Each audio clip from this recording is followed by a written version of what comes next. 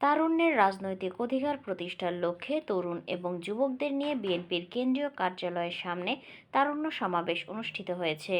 নারায়ণগঞ্জের জেলা প্রতিনিধি মোহাম্মদ শরীফ চৌধুরী জানান, বিভিন্ন জেলা এবং উপজেলা থেকে হাজার হাজার বিএনপির তরুণ নেতাকর্মী নয়াপল্টন বিএনপির কেন্দ্রীয় কার্যালয়ের সামনে এই তারুণ্যের সমাবেশে যোগদান করেন।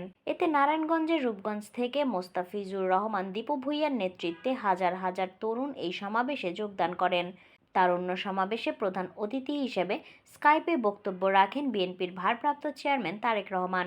তরুণ প্রজন্মরাই হচ্ছে আগামীর বাংলাদেশ। তরুণরাই প্রতিষ্ঠা করবে ফ্যাসিবাদ মুক্ত বাংলাদেশ। এই তরুণরাই প্রতিষ্ঠা করবেন ৭১ থেকে ২৪ সকল শহীদদের আকাঙ্ক্ষার বাংলাদেশ। তরুণ জনগোষ্ঠীকে প্রাধান্য দিয়ে বিএনপি আগামীর সকল কর্মপরিকল্পনা প্রণয়ন করবে। এ সময় বিশেষ অতিথি হিসেবে উপস্থিত ছিলেন বিএনপির স্থায়ী কমিটির সদস্য ডাক্তার খন্দকার মোশাররফ হোসেন, মির্জা আব্বাস গয়েশ্বর চন্দ্র রায়, শহীদ উদ্দিন চৌধুরী অ্যানিসহ ছাত্রদল, যুবদল ও স্বেচ্ছাসেবক দলের কেন্দ্রীয় নেতৃবৃন্দরা। সমাবেশ শেষে সভাপতিত্ব করেন যুবদলের কেন্দ্রীয় সভাপতি আব্দুল মোনায়েম মুন্না।